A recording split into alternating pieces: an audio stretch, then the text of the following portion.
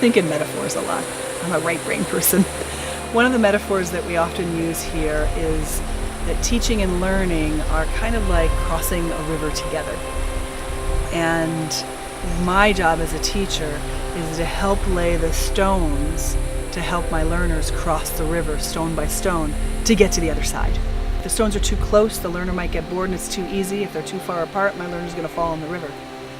So as a teacher, I'm always trying to think about what are the stepping stones that my students need in order to successfully cross the river.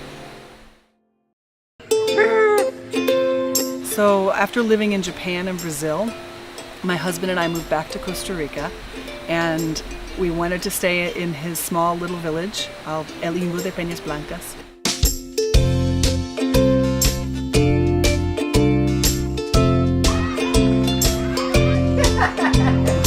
And we decided to build our own school in 2004. We both envisioned a place where we could have learning happening for people in the community as well as people from outside the community that come here for short periods of time. Most of our students don't have access to English language classes, either for financial reasons or geographic reasons. And so even though we're in a little town in the middle of nowhere, we're providing a service for people from this area that wouldn't have access to learning English otherwise. I love Centro's Vermona because I can learn English dynamically. The people here is friendly, I can learn English. I learn about different cultures. The teacher is a pura vida. Mary, she's a woman who made a special place for share that love.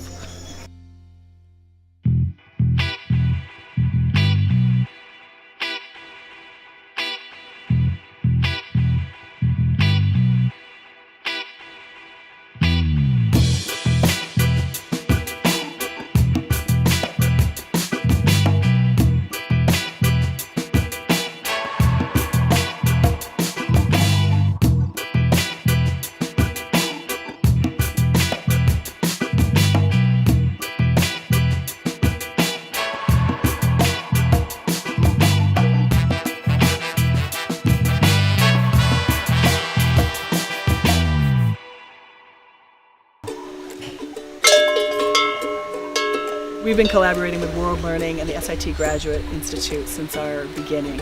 And we've been running the SIT TESOL certificate course since our beginning as well. We've run over 75 courses, which is really exciting for us.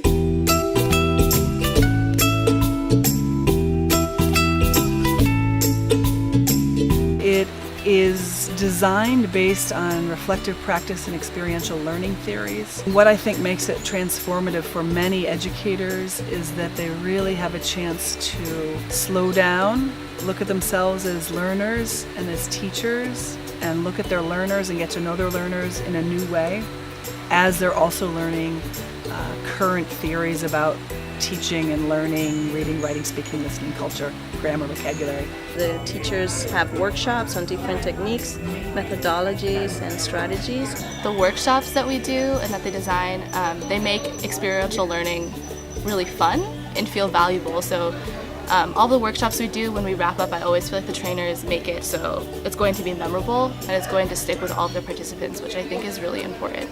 And then they get to apply that at night when they teach the students. You have the chance to teach and to see that theory in real life and in practice is great, because here we learned and then we put into practice what we learned. I have learned so much and unlearned many things as well. When you become a professional, sometimes you try to follow theories more than your own perspective and being present in the classroom. And this is something I have learned, like how to be present, how to understand your students' feelings, attitudes. So the next day after the teachers teach, we do feedback sessions where we share our ideas or things that came out during the class the previous night.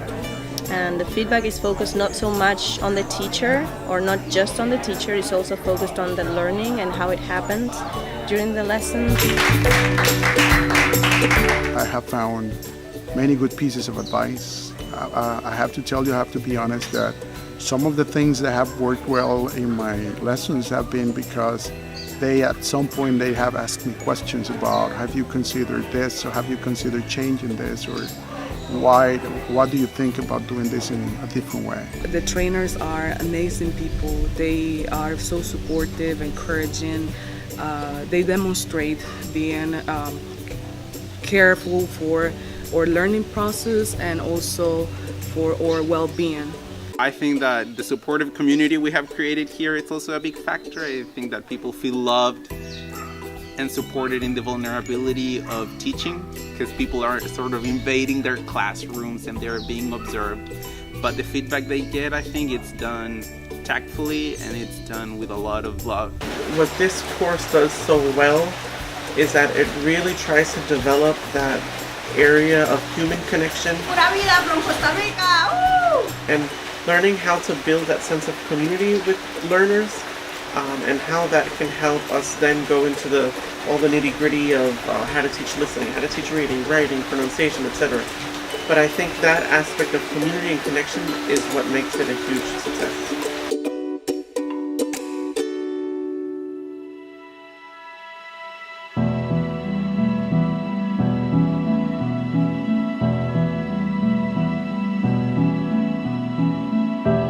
So sometimes people ask me, why would I come to the middle of rural Costa Rica to take a course? And I tell them, one thing is, it's like coming on a retreat.